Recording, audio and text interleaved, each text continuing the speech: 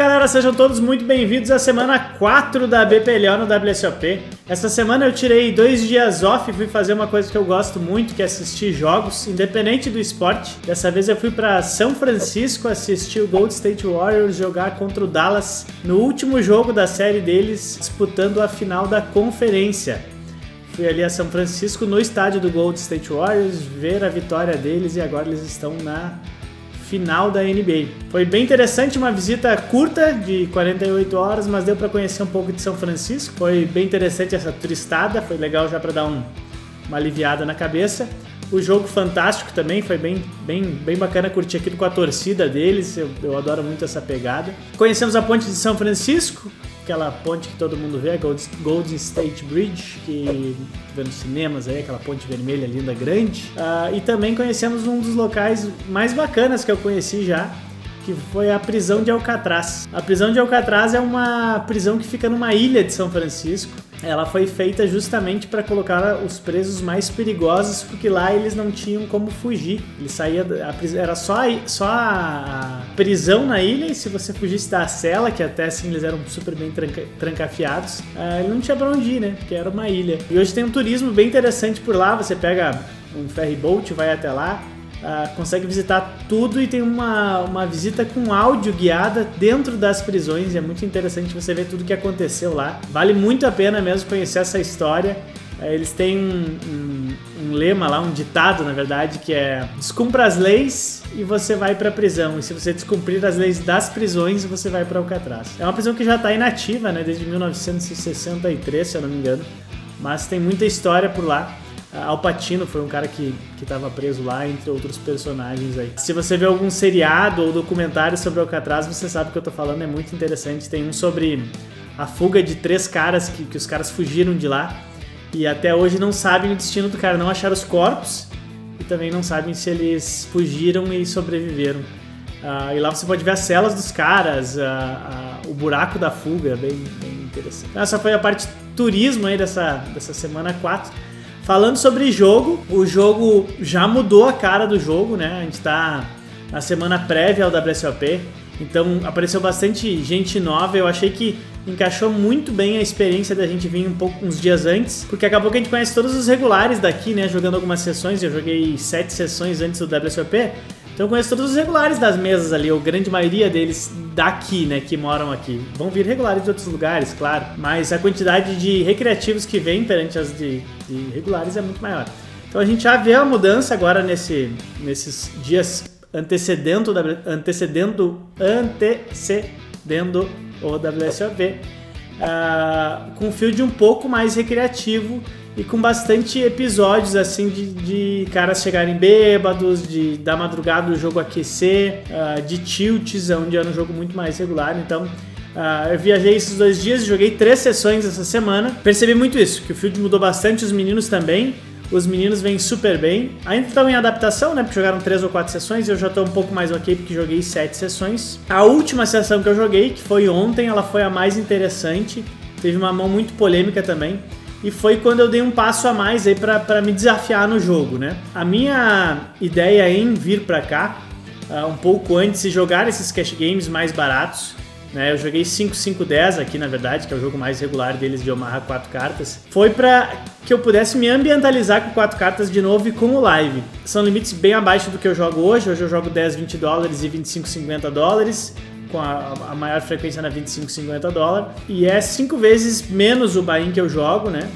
Mas eu tava super disposto a isso, com foco total no aprendizado. Então foi muito legal todas essas sessões, que nem eu falei no vídeo passado, porque a cada pouco eu vi um erro que eu cometia, vi uma coisa que mudou, que eu percebi, entendi um pouco como os regulares estavam jogando, foi bem interessante. E aí, fiz 6 sessões, que eu acho que foram umas 30 horas, um pouco mais, achei super ok, chegou um momento de eu dar um passo a mais, que foi jogar 25-25. Então ontem eu cheguei, coloquei meu nome na 25-25, só tinha regulares na mesa. É um jogo que eu não tenho edge, jogando contra aqueles regulares que vivem de live, né? Então eles estão muito mais acostumados com 4 cartas e com live. Eu fazia quase 3 anos que eu não estudava 4 cartas, só algumas coisas e outras que eu ia dar uma olhada em resoluções de mãos. Mas a prática, né, junto com o estudo é que faz as coisas acontecer, então eu tava um pouco defasado. Claro que os 5 cartas te dá boa base, né? Uma base muito boa para você jogar o 4 cartas, mas adaptações são necessárias sem dúvida. E aí eu sentei naquela mesa sabendo que eu não tinha Edge ali, mas como segundo parte do meu desafio para algo maior, que é me dar bem nesses torneios do WSOP, né? E para isso, nos torneios mais caros, que eu quero jogar um de 5K, um de 10K, que é um main event de Omaha, que é o meu grande sonho de jogar, eu sei que o field é muito casca grossa. Diferente de você jogar o 10 mil main event de Holden, que tem muito recreativo, o 10 mil de Omaha, a sua grande maioria são jogadores regulares bons. Então eu precisava sair da minha zona de conforto e passo a passo, que foi isso que eu vim traçado aqui, aumentar esse limite. Para ter um pouquinho da pressão financeira ali de estar jogando com 5, 10 mil dólares na mesa e também com regulares bons. Então eu fui lá, me inscrevi e sentei na mesa. A mesa estava bem difícil no começo. O pessoal com 10, 15, 20, 25, 30 mil dólares na mesa. Eu entrei com 2,5, entrei com 100 blinds. Logo vi que a mesa estava sendo 25, 25, 50. Então eu recomprei, adicionei mais 3 mil no meu stack para ficar com 100 blinds ali, iniciais. E fui observando o que estava acontecendo na mesa com toda a paciência do mundo e tentando captar absolutamente todas as ações, tells e etc. Foi muito interessante que eu vi que na 5510 eu fui um pouquinho mais relaxado quanto a isso e até joguei online um pouco no celular. E a 25-25 já me trouxe total atenção ali, 25-25-50, né? Então eu joguei boas horas ali com aquele field duro. Chegou um momento que 2 regulares saíram da mesa, entrou 2 caras mais recreativos e chegou um momento que saiu 3 regulares das mesas, tinha 5 regulares muito bons e entrou outros 2 caras mais ou menos ali, super tranquilo. E eu falei, caralho, uma mesa ficou muito boa e não tem nenhum regular. E aí eu comecei a ver que, não tinha tanto aquele mistério que eu realmente estava criando na minha cabeça, que por mais experiência que eu tenho e os limites que eu jogo, era tudo meio novo, eu não estava tão confortável.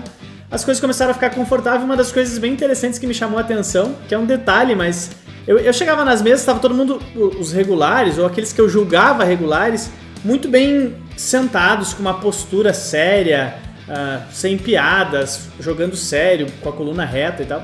Aquilo me dava uma impressão de que eram bons jogadores e que estavam ali pensando 100% dos spots, etc. E na verdade eu fui tirando essa máscara aí, fazendo as leituras ali, e eu vi que eles erravam bastante. Eu vi que um tinha um leak de um jeito, o outro tinha o outro. E o jogo, claro, não era tão soft quanto uma 5-5-10, mas eu vi vários erros ali, e aquela questão foi uma questão postural mesmo de mesa que estava me impressionando nos caras sempre que eu via. Então fui observando, foi acontecendo, e aí teve uma grande situação, que é para isso que estamos aqui, principalmente no WSOP, é que sentou um cara com muitas fichas na mesa. A mesa não tem limite de fichas. O cara tava jogando high stakes, que era 100, 200, saiu de lá bebaço, completamente bêbado, e sentou com 75 mil dólares na mesa ali. E bebaço mesmo, e potando, e pressionando, e falando besteira. E ali se criou uma ação insana no jogo, né? Naquele momento eu já tava com 19, 20 mil dólares de ficha, fui arrumando alguns bons spots, teve um blefe que não passou, um c-bet que eu errei, mas as coisas foram acontecendo, tava me sentindo confortável, já entrou esse cara. E ele mudou completamente a dinâmica, e é isso que a gente tá procurando aqui nessa temporada de Vegas. Claro, não queria que fosse no meu primeiro dia jogando um jogo mais caro, e também não queria que fosse quando eu tivesse com um stack muito grande, que eu tava de 20 mil dólares ali. Mas acabou acontecendo, foquei ali em aproveitar a oportunidade. O cara, nas suas 3 primeiras mãos, foi all-in com 3 caras, perdeu os all-ins, tipo, mãos absurdas assim mesmo. E ele falou, não, eu vou perder esses 75 mil dólares, mas eu vou perder devagar pra vocês se divertirem e tal.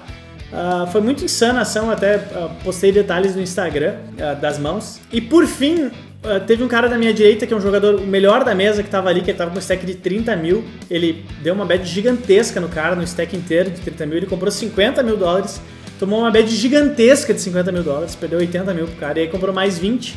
E aí ele puxou mais 2, 3 mãos em cima dos outros caras, matou 3, 4 caras ali. Não fui eu, graças a Deus. E levantou da mesa com 70k dólares de lucro, esse cara aí, meu. Levantou, jogou 2 horas e falou, pessoal, eu vou embora e tal, e levantou. Foi muito insano, todo mundo tava caçando ele na verdade matou todo mundo. Eu diminui bastante o meu stack, eu tinha entrado com 5, tava com 20, ele tava com 15 de lucro, porque estradolou demais, né, ficava 100, 200, ele pagava o estrado do cara da frente de 400, ficou uma loucura. Mas tipo, eu tava super consciente, super sossegado, foi uma oportunidade que passou, não dá pra ficar caçando ele também, e vida que segue, teremos outras oportunidades. Teve uma mão muito polêmica que eu quero trazer pra vocês aqui, que quando eu tô jogando com um cara muito deep, maluco assim, eu vou pagar quase que qualquer mão no 4 cartas, né? Que eu tenha potencial de nuts. Teve um spot que eu era o straddle, ele abriu um raise de 250 ou 300, todo mundo pagou e eu completei com as 10, 2, 2, com as e 10 de ouros. Né? A trinca tem um valor muito alto quando você está jogando 4 cartas, diferente dos 5 cartas. E teve um board A6 e 2 Rainbow, né? Sem naipes. Ele é o primeiro a falar, checou, o outro cara da minha direita checou e eu chequei. Aí eu quero falar um pouco sobre essa mão para vocês. O porquê do check aqui, ele é um check bem fácil de dar na minha visão, porque o agressor, que é aquele cara maluco, estava se betando todas as mãos que ele acertava qualquer coisa. Num A6 e 2 seco board, eu tendo As e tendo 2, 2, ninguém tem nada ali. Então eu não vou betar porque eu vou deixar de ganhar dinheiro dos caras. Então não faz sentido eu betar. Então eu dou check e o botão também dá check. No turn abre 1, 9. Então tem As, 6, 2 e 9. E eu tenho As, 10, 10 e 2, 2. Ele beta 1.200, o loucão. O cara aqui da minha direita dá call nos 1.200. E aí foi um erro que eu imagino ter cometido, mas no momento estava muito claro, eu resolvi só dar o call, porque eu ia jogar em posição contra eles dois, eu podia extrair muito dinheiro no river, porque eu não representava as trincas, ele ia continuar agressivando em um monte de river, porque eu vi ele agressivando um monte de coisa, e o range dele estava bem declarado para mim, que era alguma coisa próxima das pontas ali, já que eles não betaram flop e betaram no turn.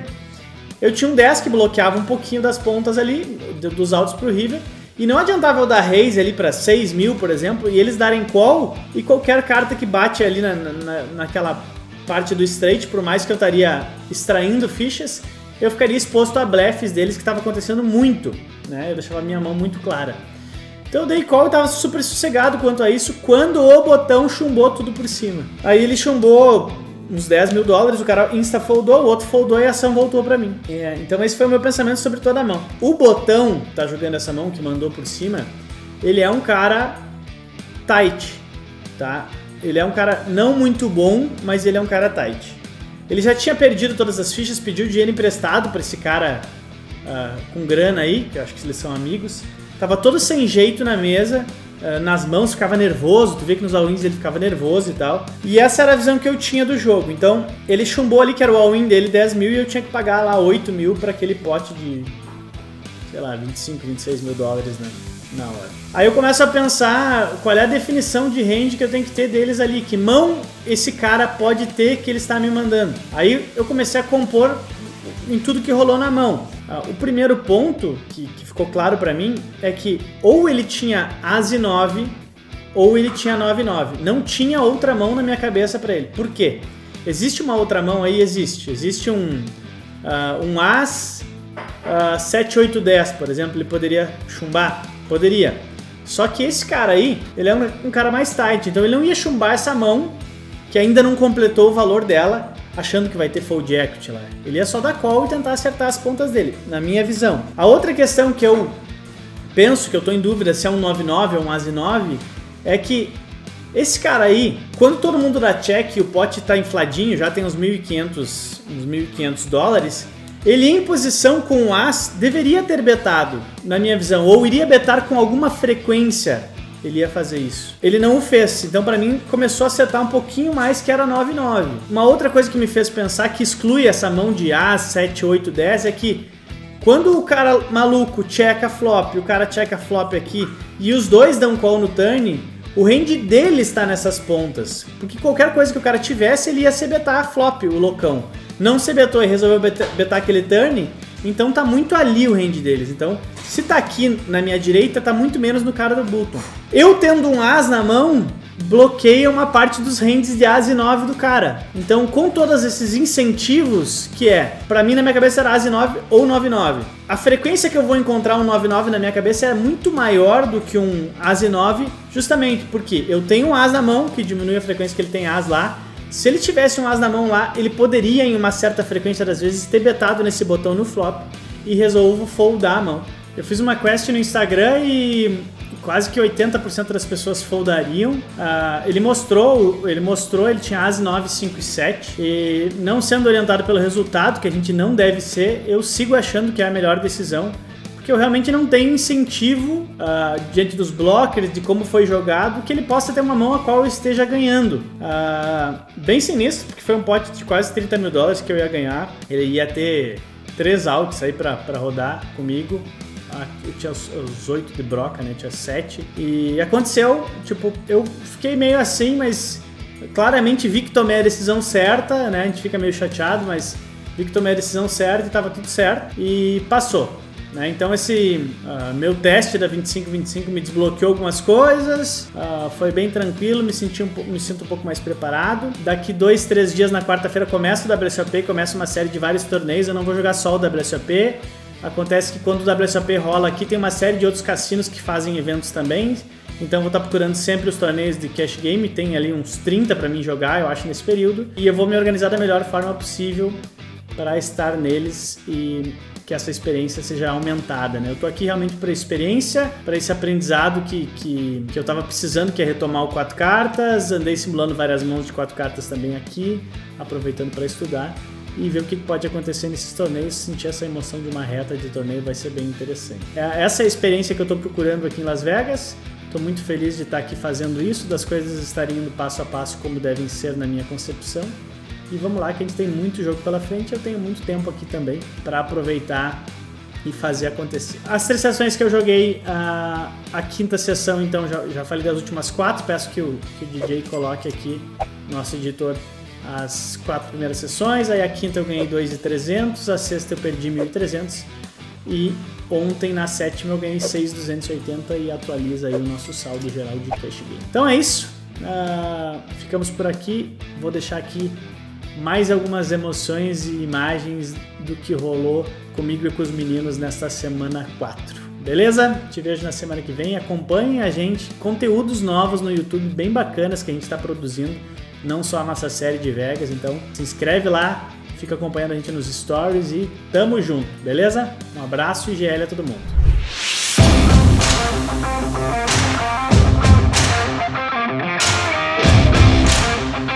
Então é isso, galera, acabei de chegar aqui no área, só vou esperar os meninos que estão no outro carro aí. Já vou dar meu check-in ali. Hoje a gente vai jogar PLO 5510, que é o jogo que tá rolando antes das séries, né? Quando começar as séries do WSOP, daqui uma semaninha vai estar rolando. Volume de jogador aumenta, PLO 5 entra, 25-25 também entra e vambora. GL pra gente.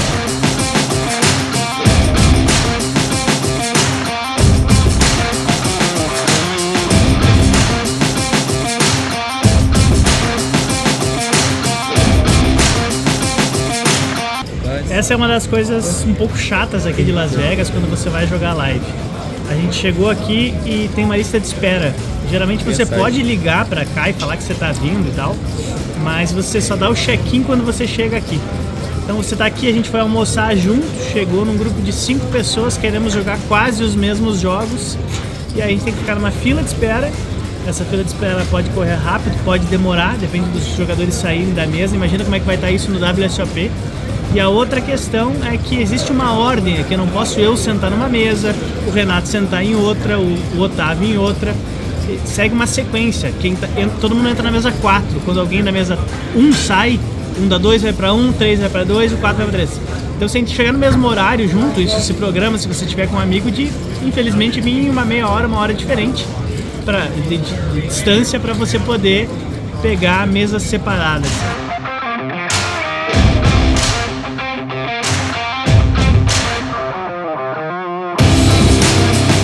Tem bastante coisa que atrapalha a gente aqui, mas tô muito otimista. Com certeza hoje vai dar muito bom para todo mundo aqui e vamos que vamos. Em relação à lista de espera, né? Você vai colocar seu nome, então como você não sabe quanto tempo vai demorar, se você quiser dar uma volta aqui no cassino para fazer um tempo, né, e depois voltar, se você perder a sua chamada durante alguns minutos, você cai lá pro final da lista, né? Ou você é tirado da lista. Então tem que ficar aqui esperando, fazendo nada mesmo, mexendo no celular, conversando e aguardando a sua chamada mesmo, né? Não dá pra ficar dando muita volta no cassino pra passear. Essa espera é complicada, ontem fiquei 3 horas esperando, mas pô, tô em Las Vegas, tô com 21 aqui, primeira vez, e só agradecer, feliz pra caramba de estar aqui, não vejo nenhum problema de esperar, mesmo sendo complicado, né? Ficar ali querendo jogar, querendo achar jogo.